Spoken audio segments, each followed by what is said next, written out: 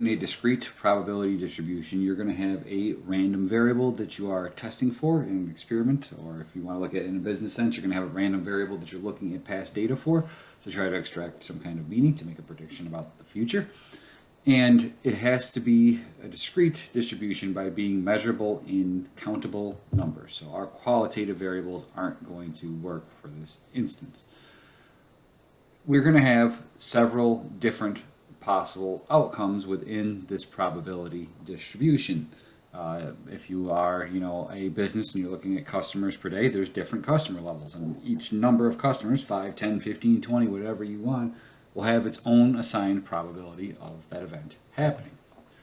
So for each of those different situations that we could have, each of our different potential outcomes, our particular values, it's going to have its own probability, somewhere between 0 and 1, because it's got to happen more than 0% of the time and less than 100% of the time. But for all of the different possible outcomes that we could have, the sum of all of their probabilities has to add up to 1, so we have the full 100% of our potential outcomes. To do this, we are going to need a couple of measures, and the big one is your expected value. It is the mean of the sample that you have, but weighted for the probability of all of your potential outcomes happening. So it's not just the average of all the different things that could happen, it's the average adjusted for how likely each one of those different things happening is going to be. And to calculate it, basically all you're doing is you are going to take the probability for each point that you have, multiply it by the data amount for that point, the quantitative value, if you will, and then sum that up for all of the different points you have, and that is going to give you your expected value.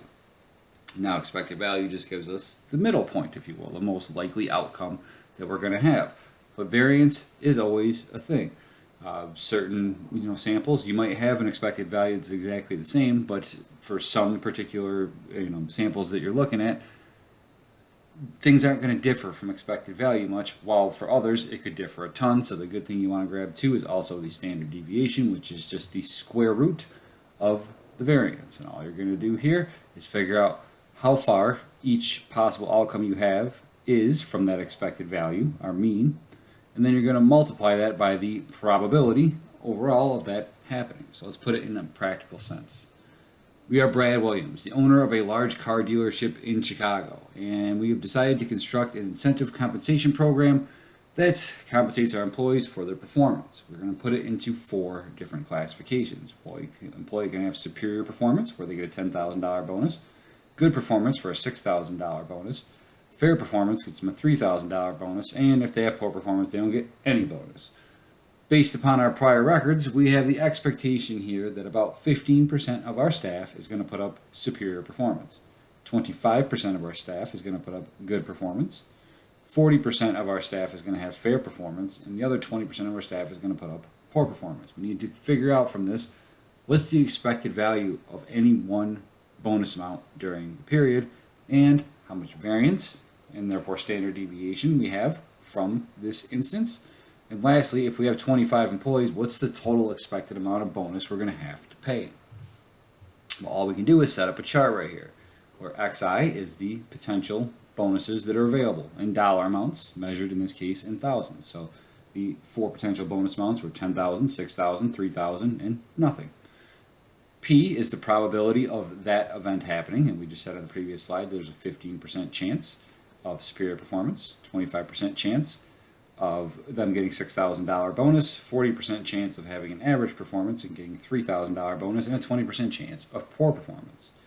Well, in the next column, all we're going to do is we're going to weight the dollar amount of each bonus by its probability of that event occurring. So $10,000 bonus at 15% comes out to 1.5.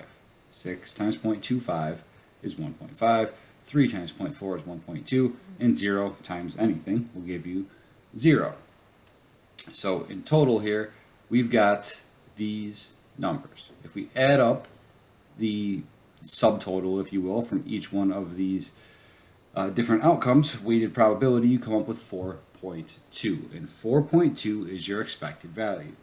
Given this distribution that we have of potential bonuses in the probability of each one of those happening, we are saying right here that on average, we expect each employee to earn a $4,200 bonus. What about the variance that's in here? I mean, are we going to be safe with this? Is everybody going to be right around 4,200 where we can't miss by a lot? Or is there going to be a pretty wide spread of potential, outcomes we could get from year to year? Well, let's figure out that variance. And all you do is you take the amount of the bonus and find how far away it is from that expected value. So our $10,000 bonus is $5,800 higher than our $4,200 expected value. Square that and then multiply it by the likelihood of that happening, and it's going to give you a return. And you do that all the way down the line, taking each bonus amount in dollars, finding how far away it is from your expected value, and then multiplying it by the probability of that event happening. And when we end here in total, we come up with 9.97, which means the variance of this particular sample is almost $10,000 worth of bonus for each individual that we have. Well, that's not going to do us a whole lot of good to look at. Let's standardize it. And to do that, all you do is you take the square root. So our standard deviation down here of 3.158 is just the square root of 9.97, and that's 3,158. What does standard deviation mean? Well, on a normal curve, 2/3 of the bonuses that we pay our employees are going to be within $3,158 below or above the expected value of 4,200, which means there is quite a bit of variance in here. Brad, over here with his 25 employees, can take that expected value of 4,200, multiply it by the 25 employees, and make a prediction and budget, if he wishes, for $105,000 worth of bonuses paid. But because that standard deviation is so high, I would not be feeling really great about the actual number that we get at the end of the period when everybody's bonuses are actually calculated, comparing favorably to this number that we have here. It could be very, very far away because there's a super high standard deviation.